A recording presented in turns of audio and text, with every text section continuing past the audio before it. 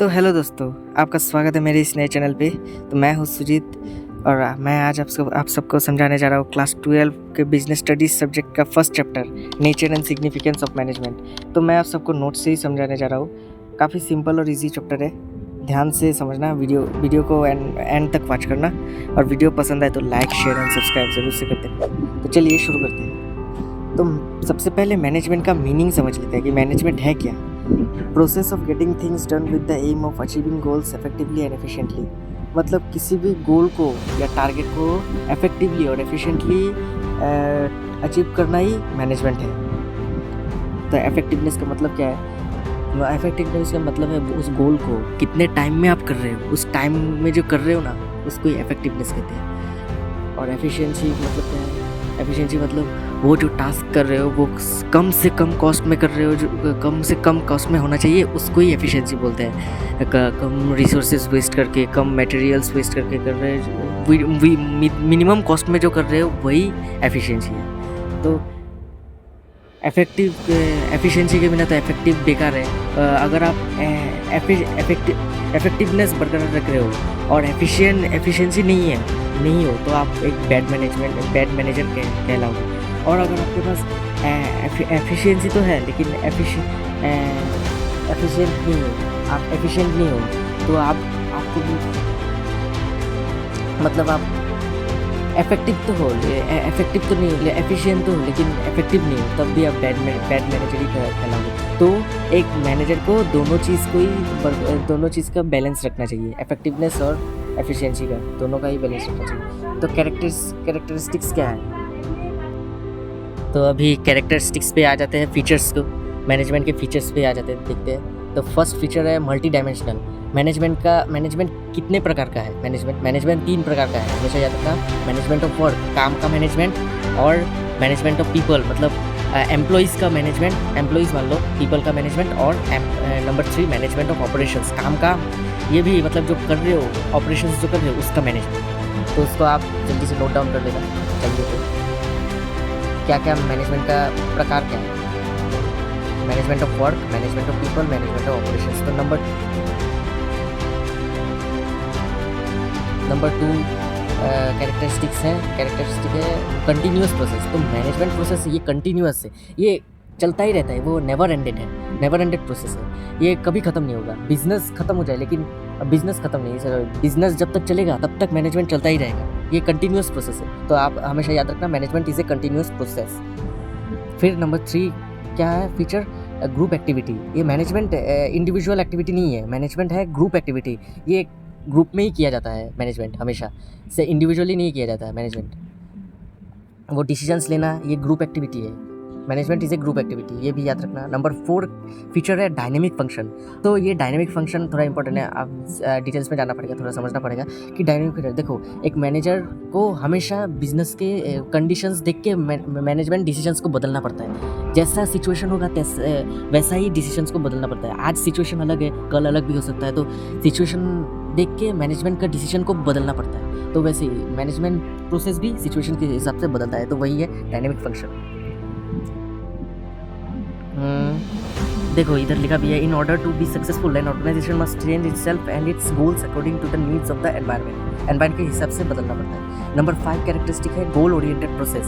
देखो मैनेजमेंट जो करता है ना, तो बिजनेस का कुछ गोल होता है, मैनेजर जो होता है ना, उसका कुछ दिमाग में रखता है कि गोल क्या होगा बिजनेस में, फ्यूचर के बारे में पहले से ही सोच के रखता है कि फ्यूचर में क्या होगा, गोल क्या होगा। वही बिजनेस के गोल के बारे में पहले से ही सोचना होता है, इसलिए goal oriented process. Number 5 feature, ये सबसे इंपॉर्टेंट फीचर है मैनेजमेंट का। देखो मैनेजमेंट होता ही है गोल के लिए, मैनेजर को फ्यूचर के बारे में सोच के रखना पड़ता है कि गोल क्या होगा बिजनेस का, फ्यूचर के बारे में सब कुछ पता होता है कि हमारा टारगेट यही होगा, ये हम एक साल में इतना सेल करेंगे, इतना अचीव करेंगे, ऐसा गोल होना ही चाहिए। The different organisations have different goals. हर ऑर्गेनाइजेशन का अलग अलग गोल होता है, तो गोल के हिसाब से ही चलना पड़ेगा। एम्प्लॉइज़ का काम देखना पड़ेगा मैनेजर को, रिसोर्सेज मतलब जुगाड़ करना पड़ेगा ना, रिसोर्सेज उस काम को करने के लिए, गोल को करने के लिए, वही goal oriented process. Number 6 feature है इंटेंजिबल फोर्स। मतलब मैनेजमेंट एक इंटेंजिबल है ना, आप मैनेजमेंट को तो देख भी तो नहीं सकते ना उसका काम को।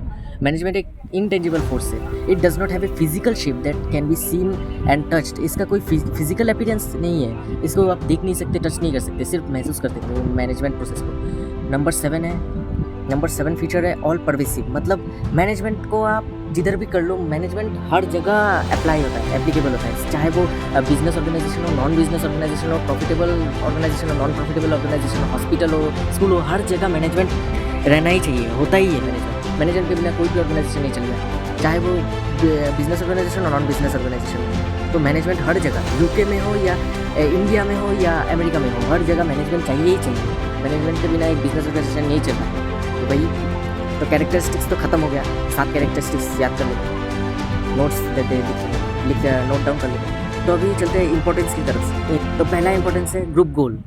तो मैनेजमेंट एक ग्रुप गोल है, मैंने तो बताई। इंडिविजुअली तो मैनेजमेंट होता नहीं है, ये ग्रुप एक्टिविटी है। तो ग्रुप गोल्स मतलब क्या, management gives A common direction to the individual departments for achieving the overall goal of the organization. It unites physical resources and human resources in one direction of profit, survival and growth. ये human और physical resources को एक तरफ लाता है goals को achieve करने के लिए, समझ गए, ग्रुप गोल्स है ये। नंबर 2 है useful in a dynamic organisation. तो पता ही है डायनेमिक ऑर्गेनाइजेशन मतलब क्या है, मतलब सिचुएशन के हिसाब से बदलना पड़ता है, जो बदलता है वही डायनेमिक ऑर्गेनाइजेशन है, सिचुएशन के हिसाब से। आज सिचुएशन कुछ अलग है, कल कुछ सिचुएशन कुछ अलग और अलग हो सकता है, तो वैसे सिचुएशन के हिसाब से मैनेजमेंट को बदलना पड़ता है। Number 3 increases efficiency.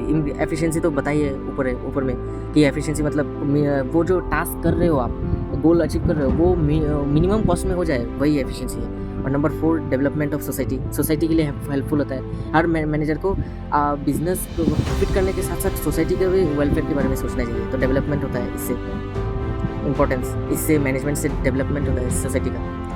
Number 5 enhance personal objectives. तो पर्सनल ऑब्जेक्टिव्स कंप्लीट होता है इससे, एम्प्लॉयज़ जो काम करते हैं या मैनेजर जो काम, उन सब का ऑब्जेक्टिव्स भी कंप्लीट होता है। जो अगर बिजनेस का अच्छा हो रहा है, प्रॉफिट में जा रहा है बिजनेस, तो एम्प्लॉयज़ को प्रमोशन मिलेगा, सैलरी ज़्यादा होगा, तो उसमें उनका भी डिज़ायर कंप्लीट हो रहा है ना, तो वही। तो अभी लास्ट टॉपिक अभी कवर कर लेते हैं आज के वीडियो में। ये वीडियो थोड़ा बड़ा हो जाएगा, इसलिए इस टॉपिक में हम नेचर ऑफ मैनेजमेंट तक पढ़ लेंगे, बाकी जो रेस्ट बचेगा उसको हम नेक्स्ट वीडियो में कवर कर लेंगे।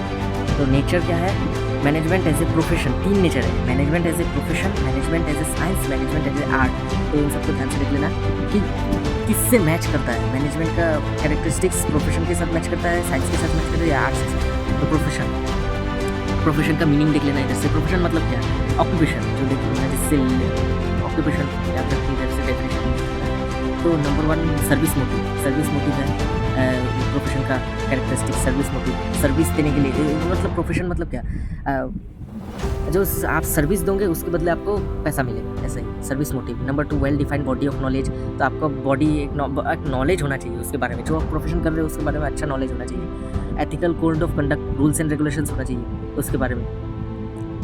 तो एसोसिएशन ऑफ प्रोफेशनल्स, एक जो आप प्रोफेशनल का एसोसिएशन कर, जो जिसमें आप प्रोफेशनल हो, मतलब आप डॉक्टर हो तो उसका एक एसोसिएशन होता है ना, MBBS का, मतलब एक एसोसिएशन होता है, MBBS का नहीं, लेकिन एक एसोसिएशन होता है सबका। जैसे CA कर रहे हो तो एक एसोसिएशन होता है ना, Indian institute of chartered secretary, ऐसा कुछ होता है। तो ये सबका एक प्रोफेशनल का एसोसिएशन होता है। नंबर 5 क्या है, रेस्ट्रिक्टेड एंट्री, मतलब आप आज बोल दिए कि मुझे प्रोफेशनल बनना है, तो आप नहीं बन सकते। आपके पास एक क्वालिटी, एक एजुकेशनल लेवल, मतलब क्वालिफिकेशंस होना चाहिए। रेस्ट्रिक्टेड एंट्री है, इधर आप जो कोई भी आके घुस नहीं सकता प्रोफेशन में। आपके पास एक अगर आप डॉक्टर बनना चाहते हो तो MBBS का डिग्री चाहिए, CA बनना चाहते हो तो CA का डिग्री चाहिए, वैसे ही रेस्ट्रिक्टेड एंट्री, जो कोई नहीं घुस सकता, आपके क्वालिफिकेशन चाहिए। और मैनेजमेंट एज एन आर्ट तो पता ही है, आर्ट एक स्किल है, प्रैक्टिस। तो number 1 personalized application. In management too, a manager applies his acquired knowledge in a professionalized and unique manner में अप्लाई करता है। Number 2 existence of theoretical knowledge से करता है। For example a literature on dancing, public speaking, acting और music is widely recognized. As in art in management too, there is a lot of literature available in various areas of management which the manager has to specialize in, like finance, marketing etcetera. Number 3 based on continuous practice and creativity. ये continuous process की continuous practice और creativity के मतलब उस पर based है।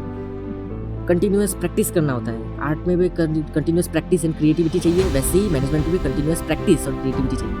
तो management as a science तो पता ही है, systematic body of knowledge that explain certain general truths और the operation of general laws. तो इसमें क्या है, first characteristic based on observation and experimentation. Experiment के ऊपर बेस्ड है, एक्सपेरिमेंट तो करना ही होता है साइंस में कुछ प्रूव करने के लिए, वैसे ही मैनेजमेंट भी एक्सपेरिमेंट मतलब एसेंशियल है एक्सपेरिमेंट। Number 2 universal validity. मतलब देखो साइंस इंडिया में अप्रूवल है तो अमेरिका में भी सेम यूनिवर्सल वैलिडिटी है ना साइंस का, तो वैसे ही मैनेजमेंट का भी सेम वैलिडिटी है, यूनिवर्सली वैलिडिटी है। सिस्टमैटिक बॉडी ऑफ नॉलेज जो बताया आपको, एक नॉलेज होना जरूरी है। इस feature of science is present in management. तो आज के लिए बस इतना ही इस वीडियो में, पार्ट 1 में। तो आपको ये वीडियो पसंद आया तो लाइक शेयर सब्सक्राइब जरूर से कर देना, और अगर कोई मिस्टेक हुआ तो मुझसे तो मुझे माफ़ कर देना, क्योंकि ये मेरा पहला वीडियो था एक्सप्लेनेशन वीडियो। तो मिलते हैं नेक्स्ट वीडियो में, पार्ट 2 में। Bye bye.